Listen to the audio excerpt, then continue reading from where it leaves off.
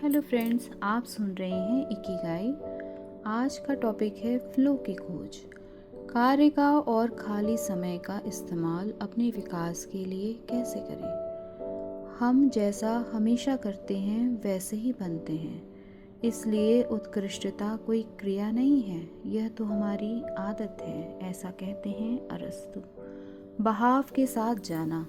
ऐसा सोचिए कि आप अपनी सबसे मनपसंद जगह पर स्केटिंग कर रहे हैं। सफ़ेद रेत जैसी बर्फ आपके चारों ओर उड़ रही है। माहौल एकदम खुश मिजाज है। आपको बड़ा आनंद आ रहा है। आपका पूरा ध्यान स्केटिंग पर है। कौन से समय कौन सी हलचल करनी है ये आपको पक्का पता है। वहाँ ना भूतकाल है ना ही भविष्य। वहाँ तो सिर्फ वर्तमान का अस्तित्व है।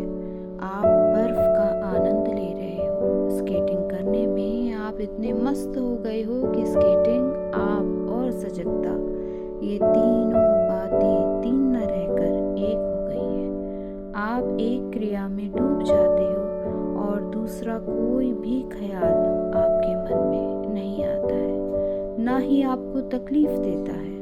उस वक्त आपका अहंकार भी जैसे गायब हो जाता है और आप उस क्रिया का ही एक अंग बन चुके हो। कुछ लोगों को यही अनुभव गाड़ी चलाते वक्त, तो कुछ लोगों को कुदरत के साथ, तो कुछ लोगों को पहाड़ चढ़ते वक्त होता है। कोई चित्र बनाते वक्त चित्र में, तो कोई गाना गाते वक्त संगीत में खो जाता है, उस कार्य के साथ एक रूप हो जाता है। बी वाटर माई फ्रेंड, इस पंक्ति में ब्रूस ली ने एक रूपता के अपने अनुभव को बयान किया है। हम में से सभी ने कभी न कभी इस एक रूपता का अनुभव किया होगा। जब हम अपना सबसे पसंदीदा काम करते हैं तो हमें अपनी इंद्रियों का और समय का कोई अनुभव नहीं होता है। कुछ लोग खाना बनाने लगते हैं और घंटों बीत जाने के बाद भी उन्हें पता नहीं चलता।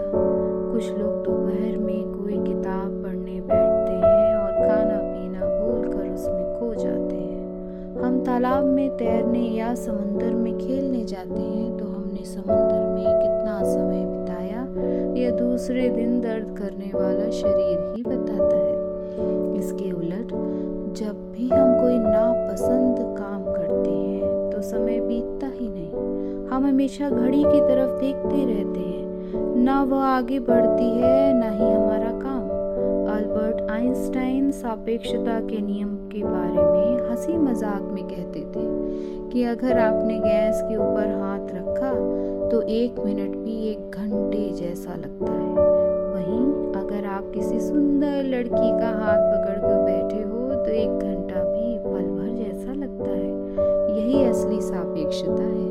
इसमें सबसे महत्वपूर्ण और समझने वाली बात यह है कि जो काम किसी एक को पसंद आता है वही दूसरे को तकलीफ दे लगता है। ऐसा कौन सा काम है जिसे करते वक्त हम सबसे ज्यादा आनंदित होते हैं और समय को भूलकर उस काम में पूरा डूब जाते हैं, सभी समस्याओं को भूल जाते हैं। इस सवाल का जवाब